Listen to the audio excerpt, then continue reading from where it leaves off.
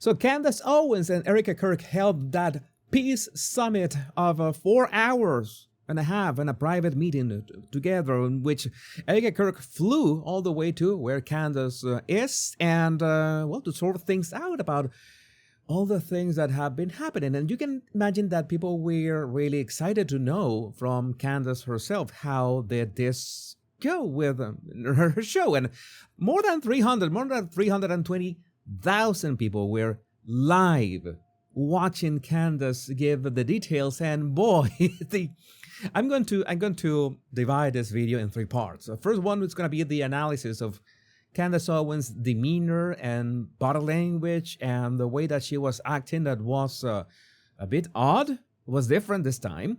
The second one is going to be the reaction of Candace's followers, which was a complete meltdown. It's going to be fun, that part.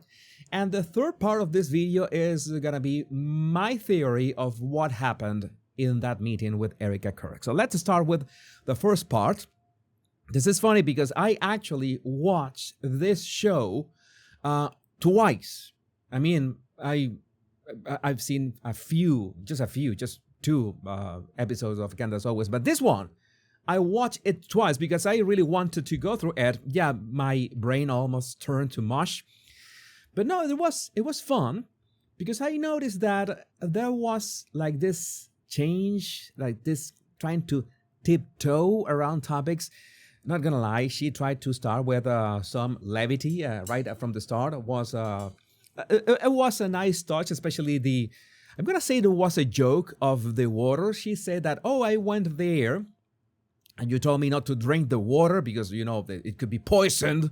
So I brought my own water. She said that. You guys were telling me not to drink water, so I didn't drink water. Well, I brought my own water, but I didn't drink that water too. It was a lot. There's a lot going on, okay? So she laughs at the end. I was saying, notice that there's an AI version of Candace Owens saying that, oh, I'm not going to eat the Israeli cookies and stuff or your Israeli lemonade. And it was fun. I'm going to assume that this was a joke. The problem, and the big problem that I see here, is that I don't think that the majority of her fans are going to understand this as a joke. I'm pretty sure that the majority, let's say 60%, I'm gonna be try to be fair. 60% of her followers, her fans, are not going to take that as a joke. They are going to be actually concerned about Erica Kirk poisoning Candace Owens, which, well, I don't have hard numbers. I let's say I don't know, but I know. That rings, has that ring. I usually use the word or the sentence, I don't have proof, but no doubts either.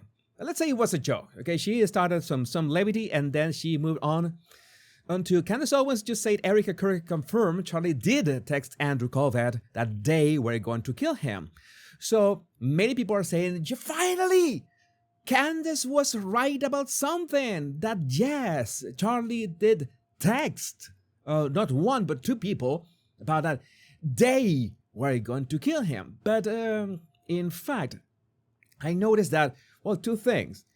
Of all the things that Candace Owens has said, well, finally, I told you in my video, my stance on Candace Owens, that you could take like 10% of what Candace Owens say, and maybe we could confirm that she was telling the truth. And you notice that there was something that she was saying that it was true, that Charlie did write that, send that text the day before he was killed.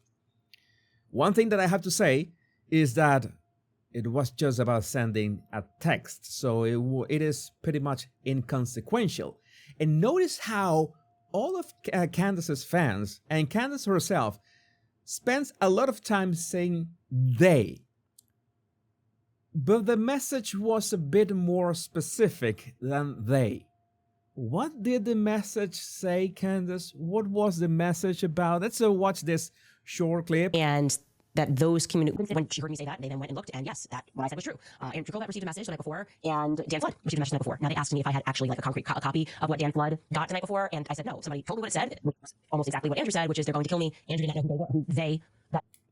Who is they? And then this is the part that I want you to listen to. That he was referring to were, but they clarified that the message that Dan Flood received said the left is going to kill me. So I can't confirm that one way or the other.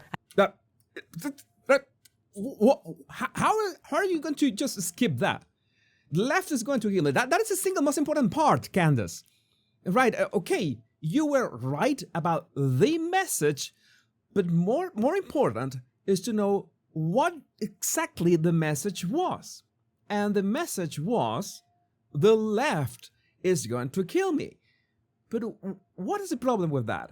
Is if we're talking about the left, then Tyler Robinson being the murderer fits that, let's say, that narrative. And that narrative goes against Candace Owens' interests, all these theories, anything other than Tyler Robinson being the murderer. And she doubled down in this show about that she doesn't believe that Tyler Robinson was the actual murderer. And this is something that this is the thing that I say, that Candace Owens acts in bad faith. She tries to be very clear about the fact that she was right about the message, but when she has the actual content of the message, since the message is going to hurt her narrative, her theories, then she just skips it. She only mentions it, the left, and she goes forward and she doesn't mention that anymore. I find that disingenuous in many ways. Oh, the timeline. I'm going to skip this clip. I'm going to go straight to explaining what is this about. She was talking about in this part of the show, maybe we can watch a bit of the body language. The first time we can watch this without sound just to see the body language, and disable this so we can just see her body language. So you can see her body language. She's talking about Tyler Robinson not being able to know, or not being able any sort of announcement of the event at UVU until September the 2nd. When TPUSA, Turning Point, is claiming that you could say, and some YouTubers, some content creators are claiming that you could have found content about this up to August 27th. All right? This is the discrepancy here. Now, I want to say something about this, between the discrepancy of this event, not only the event at UVU, but the location, the exact location of where it was going to happen, like the tent where it was going to be, and in that polygonal shaped courtyard. What is exactly the difference of finding out on August 27th to September 2nd? As in, Candace is presenting this as in, I never found any sort of proof that it was that Tyler Robinson could have known this was all the way back on August 27th. The proof that I have is at the least September 1st or 2nd. And this is my question. What exactly makes a difference? It doesn't make a difference. It could have been August 27th. It could have been September 2nd. It could have been September 5th, but nobody has said it was way earlier than that. It could have. She says that it was September 1st. Tyler Robinson would have had enough time to plan what he did. And she wants to present that. Shout out again to Paramount Tactical that Gary recorded this video in which, no, you don't have to be Spider-Man to reach the rooftop. You just have to go up 2 flights of stairs. That's it. So you could have spied from Google Earth and Google Maps, see the layout of the campus, go straight to the campus and just go those stairs, and you would know where to stay. You could have scouted that. days before. I don't think that he scouted that. Maybe he scouted that days before, but imagine how many footage would have been. We have no way of knowing which day. Has been tons of footage. Maybe the FBI knows. Maybe they know. Maybe the ones who are doing this investigation, they do know if Tyler Robinson actually went. Not only that day, September 10 in the morning, but days before. We don't know. We have no way of saying. But this gotcha that, oh yeah, it was not on August 27th. It was on September the 2nd. It is inconsequential. I think it was a lot of nothing, which is pretty much what most of Candace Owens' shows are. So this is also this was right at the end. I'm skipping some parts. I just wanted to say that this was again a lot of nothing. Maybe the timeline of Mikey McCoy's calls, that one was interesting. I should look at that with a bit more patience, because that has to do with Mikey McCoy, and you know that I'm investigating the guys at TPUSA as well. I'm not letting them off the hook. I am not a turning point sycophant. No, nothing of that. How do you pronounce that? But anyway, she didn't look like she was joking about taking Qatari money at the end. Maybe since the grift of Charlie Kirk is coming to an end, she's open to accepting Qatari money. And I could say that, okay, she was joking, quote unquote, at the beginning with the they're going to I did not drink their water and stuff. But I don't think that she was joking with the Qatari money. Okay, let's put the subtitles. Always used as the go-to punching bag by the media. Why does Qatar never even push back? And Qatar seems to never attack Israel in a war of aggression or any sort of attack. Have they ever even done anything negative toward Israel? Well, I'm gonna jump to this. And okay, no, here. I would. They haven't called me. Sorry, here. Don't understand the weird Qatar thing. Like I said, I would take Qatari money. I would. They haven't called me. It's deeply upsetting. I don't understand what I'm doing wrong, what I'm getting wrong, what I can do better to make them call me. I would be totally one of those people that's in the commercials. Have you seen, like, Qatari Airlines is supposed to be amazing, apparently. And I'd be in a commercial for Qatari Airlines. I don't mind somebody making that NAI video and maybe sending that over to the Qatari embassy and seeing if they want to hire me. I am open to being paid by Qatar. So I don't get it. I don't know why Jared Kushner and Zionists are allowed to go to Qatar, which happened recently, and do deals with them, but for some reason Candace and Tucker are not. I thought she was joking. Right to the point that she said, why can't Candace and Tucker do the same? And yes, we do know that Tucker has been completely, absolutely, and unabashedly pushing Qatar more and more. More and more. If she hadn't put Tucker into this, which he 100% is doing campaign for Qatar, pro-Qatar, then, well, she is willing to be a spokeswoman or ambassador for Qatar, but so be it. But I think that many people are not happy about that. They found that odd. Again, if she hadn't mentioned Tucker, maybe I could consider that it was a joke. But before we jump to check Candace's comments, I want you to check my book, Body Language in 40 Days. You want to read people like a book? You have my guide here. You want to control your body language? Maybe you're nervous, as Candace was during this show. You have my guide to, well, being able to control your body language. You want to persuade and influence people? You can use these two skills, reading people and controlling your body language, thanks to my book. So go check the link in the description and go get it.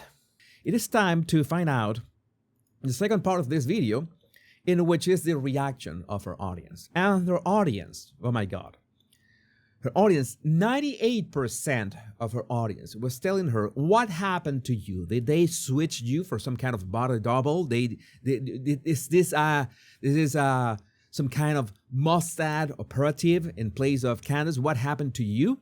And you're seeing these comments in color. Some of you here on YouTube already know that these are super chats. If you're watching this, it's another platform. Super chats are during live streams that you can send money to your favorite creators. I have received super chats as well in my live stream.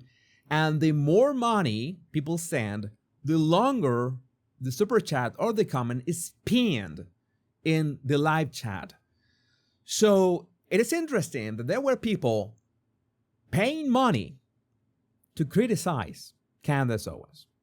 I mean that you know that you're in trouble when people actually pay money up to $50, right? $50 to criticize you. This is just a word salad. She is rambling, sad to say, but you are not passing the vibe check.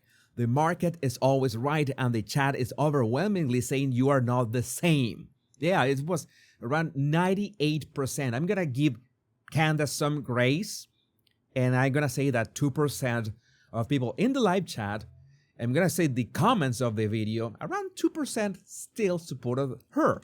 And she was saying that there were a lot of bots in the comments. Let's see another comment of this. People may call this dumb, but Candace looking to the right too much. Mikey phone call doesn't add up with her timeline. Fuentes, if you see this, please expose who this actor is and who funds her. You have green light. Wow, this breaks my heart. People were really disappointed with this. You let us down, our only hope. Purchase, lost us. Candace is, if you back down, I am never supporting you again. I won't support someone I don't trust. I will block your content on every platform, 100%. Have the courage to tell the truth. Guts got you. And as if they can make up the call logs, Candace, seriously? After all they have lied about already, just believe them? This is pathetic. Yeah, this was on and on. I could be here all day. There's a lot. I'm going to just play this. So maybe you can, if you want, you can pause my video and just read of this. But there's over and tons of, again, this is only the super chats. This is only the chats of the people who paid money to make sure that their comment was highlighted. Again, Candace, you're blinking way too much. There are a lot of body language analysts in here. What are you hiding? Oh my God, this is how much they paid you, Candace. Look at her. She's looking to the right. I watched the body language guy. I know what is going on. Candace, they played you. This needed to be live for us to see the same way they killed Charlie. What is that? What is wrong with these people? So yes, again, this is only the people who we're paying for, which is just a fraction of the people in the live chat. The rest of the live chat, 98% of the live chat was savage, just destroying her. And the comments, because when a live stream ends, then you can leave comments on the video itself. It's like a recorded video. You can leave comments on YouTube. And you'll see that, well, as of the screenshots, I'm pretty sure that there are more comments, way more comments right now. 18,000 comments. These are the first comments. I think I just realized the people will never be allowed to know no. My advice is to put the phones down and go outside. These people can't be trusted. The Charlie Kirk investigation just officially ended. Trump, are we still talking about this Epstein guy? Candace, are we still talking about this Erica chick? Oh my God. This episode truly felt fake and gay. How ironic. Breaks my heart. It's a big club and we are airing in it. Transparency is never found in private meetings. That's where deals are made. Oh my God. No one can be trusted. Literally no one. These are the first. You can go. You can go right now to Candace Owens' latest show and just look at the comments for yourself. And you're going to find this. Just like, I'm just making it shorter for you so you don't have to take the trip. I've been watching your show for 3.5 years, and this is the first time I truly feel disappointed in you. You said a whole lot of nothing. Oh, Candace has left our building. Thanks for hanging out with us for 3 months, Candace. Oh my God, this was savage. It was completely destroying her. But we need to jump to Candace's reaction. She posted a comment herself. She pinned a comment in reply to this people who were having this meltdown. And let's say that it didn't go that well. This is Candace's reaction on her own YouTube that she pinned at the top of the comments and she deleted almost 5 minutes later. Real Candace O. Okay, I'm a bit frustrated by the comments here. Foremost, I was only given the option for a closed-door meeting. That was not what Megyn Kelly said. Megyn Kelly, which I exposed as a spineless coward on my latest video, you can go watch it after watching this one. Megyn Kelly said that you and Erica were, trying to get to an agreement. That's what Megyn Kelly said. And you're saying here, I was only given the option for a closed-door meeting. So, which one of you two are lying? I don't know. I obviously agreed to it. It was almost 5 hours long. I need more time to digest. No, what you need to digest, Candace, is the shitstorm of comments. That is not going to stop. I just wanted to present the facts to you all today of what they said without any of my own innuendo. Oh, what is this? What is this? So you're saying that you have innuendos in your show? You are not, forthright. You're not straight to, raw. You have innuendos? Interesting. Very, very interesting. Because there's a lot to digest and pray about. It's difficult to put into words what it's like to be in my position and to have to consider the scenarios that no person on earth should have to consider. Or what?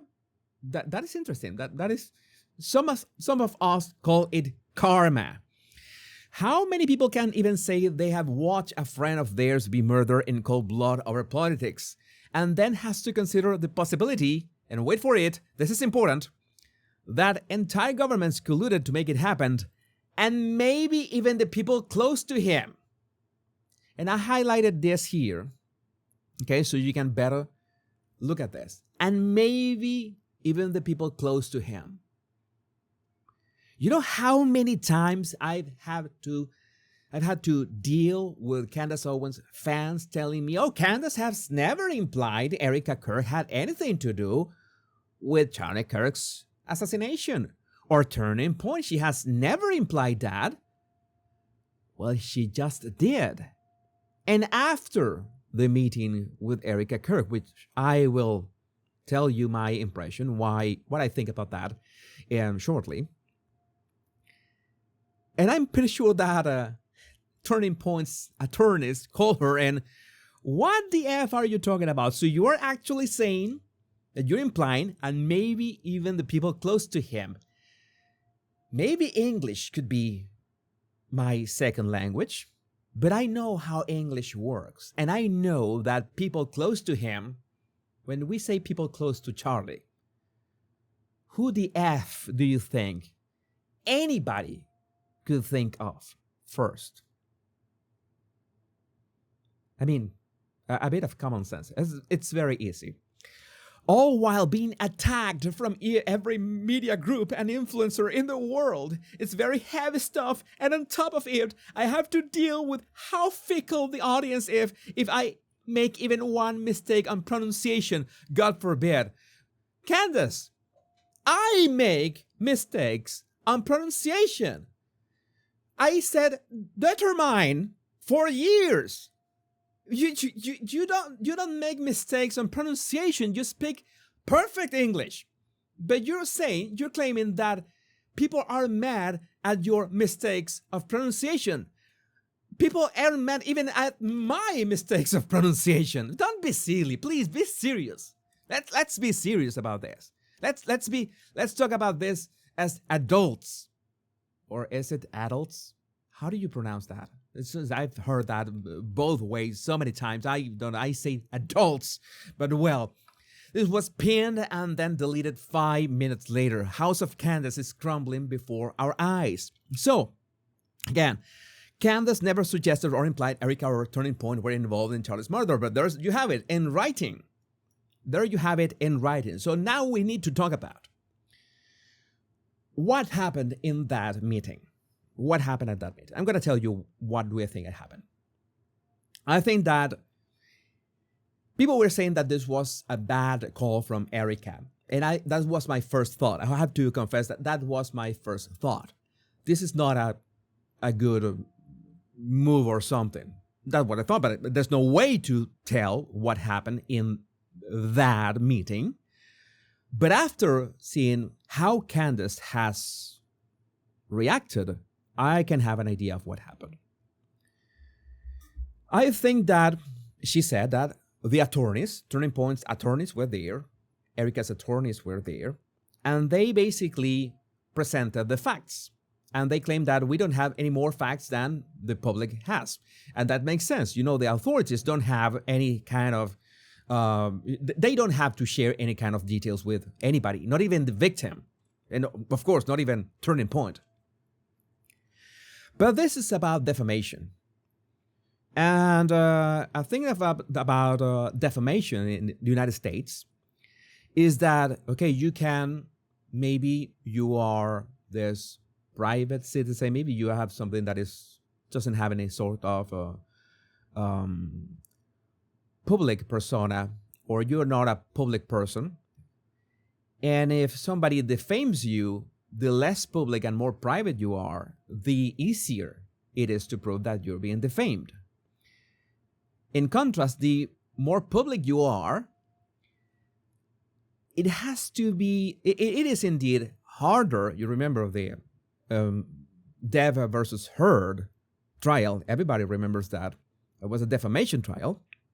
You have to prove that the one who was defaming acted in bad faith, that they were actually lying about you, that they were telling lies about you and that hurt you or put you in danger or made you lose money. That is how it works. Now, how do you prove somebody is lying about you? It's quite simple. I think that Turning Point's attorneys presented Candace Owens with these are the facts of what is going on. This is what's happening. This is what happened. This is what we know, and this is the reality. From this point on, from this meeting on, if you keep defaming, if you keep pushing lies about us, about Turning Point, about this innuendos, as she herself said, then they are going to sue her ass. Because now they can prove that she knows what actually happens. And if she lies about that, purposefully, of course, then they have the grounds and the proof to sue her. And that's why I think that she posted this, and maybe the people close to him, oh, so you're going to go for it again? And then she deleted it. Because she knew that this was against, the terms and conditions of whatever they agreed upon on that meeting. I mean, this is awesome to watch. This is amazing to watch. So basically, it's like Turning Point had Candace Owens by the balls right now. Metaphorically speaking, of course. One thing that I have to say is that it's going to be interesting from now on what is going to be Candace's attitude, and it's obvious that her audience doesn't like this at all. She could be claiming that these are bots, but it's statistically impossible that 98% of her comments are bots and only 2% are either neutral or positive comments. Let's say 3%. Let's say 5%. It's statistically impossible. Her audience is actually pissed. And the funny thing is that she created this. She created and nurtured this monster. And now the monster that she created and nurtured for months has reared its ugly head. And again, it's super fun show. That's how she says it. Super fun show in many ways. Just jump straight to the comments and grab your popcorn. But again, I would love to know what you think about this in the comments. My name is Jesus Enrique Rosas. I'm the body language guy. Much love and bliss.